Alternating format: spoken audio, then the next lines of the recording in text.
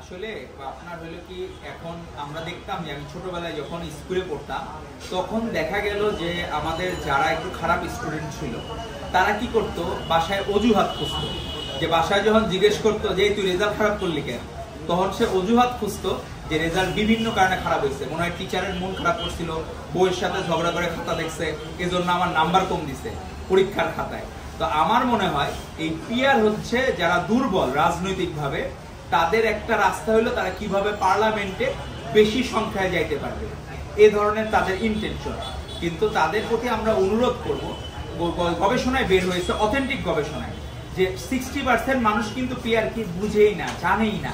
এগুলো first world কান্ট্রিতে এখন মানুষজন যে ফার্স্ট ওয়ার্ল্ড কান্ট্রি, বাংলাদেশ এখনো কিন্তু স্ট্রাগলিং। আপনার সৌদি, আপনার মিডল ইস্টে নিচ্ছে না, শ্রমিক নিবে না, অলরেডি স্টেটমেন্ট দিয়ে দিছে। আপনার ইউএইতে, সংযুক্ত আরব আমিরাতে, অনেক জায়গায় এই শ্রমিকরা, এত বড় আমাদের শ্রমবাজার ছিল যেটি শহীদ রাষ্ট্রপতি জিয়াউর রহমান এই দ্বার উন্মোচন করেছিলেন, সেই দ্বার আজকে বন্ধ হয়ে যাচ্ছে। সেগুলো নিয়ে তারা কথা না বলে তারা শুধু নিজেদের কিভাবে যে কোনো উপায়ে, মানে হচ্ছে তারা হচ্ছে কি বাই এনি মিনস, তারা কিভাবে জাগে by hook or by crook, মানে তারা এই ধরনের একটা পন্থা অবলম্বন করতেছে যে যে কোনো পন্থায় তাদেরকে পার্লামেন্টে ঢুকতে হবে, বাংলাদেশ গোল্লায় যায়। কারণ তারা কখনোই বাংলাদেশকে ভালোবাসে নাই, তারা যে পাকিস্তান প্রেম এটা বোঝা যায়। ডাকসুতে কারচুপির মাধ্যমে একটি সংগঠন জয়লাভ করলো, সেই কারচুপির ইলেকশনকে অ্যাপ্রিসিয়েট করে তারা মনে করছে জামাত ইসলামী মনে হয় বাংলাদেশের রাষ্ট্র ক্ষমতায় অধিষ্ঠিত হয়েছে, জামাত ইসলামী, পাকিস্তান জামাত ইসলামী তাদেরকে কংগ্রেচুলেট করলো।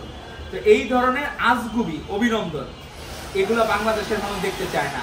এর আগেও তো ডাকসু নির্বাচন হয়েছে, 90 সালে হয়েছে, সেই তখন তো বিদেশি কোনো শক্তি, তখন তারা কংগ্রেচুলেট করে নাই। কারণ এটা আমাদের বাংলাদেশের একটা বিষয়, সেখানে পাকিস্তানে জামাতে ইসলামী যখন উল্লসিত হবে তখন মনে হবে এই সংগঠনটি পাকিস্তানপন্থী। কারণ আমরা সবসময় বাংলাদেশ জাতীয়তাবাদী দল, বাংলাদেশপন্থী। এই জন্যই আমাদের নেতা ভারপ্রাপ্ত চেয়ারম্যান জনাব তারেক রহমান বলেছেন, দিল্লি নয়, পিন্ডি নয়, অন্য কোনো দেশ, সবার আগে বাংলাদেশ। তো সবার আগে বাংলাদেশকে ধারণ করে আমরা জনগণের ভোটে আমরা নির্বাচিত হতে চাই।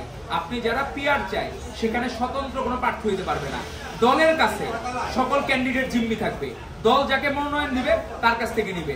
আবার কোনো আসনে যদি দেখা গেল বিএনপি সাপোজ যে বাংলাদেশের জনপ্রিয় দল হিসেবে যদি 300 আসনে বিজয়ী হয়, সেখানে আপনি পিয়ারের কারণে আপনার পার্সেন্টেজ অফ ভোট ধরলাম, তাদের ভোট 6%, এর বেশি কোনো বাড়ে নেই, 6% হইলে তারা 18টা সিট পাইলে পিয়ার সিস্টেমে ধরলাম।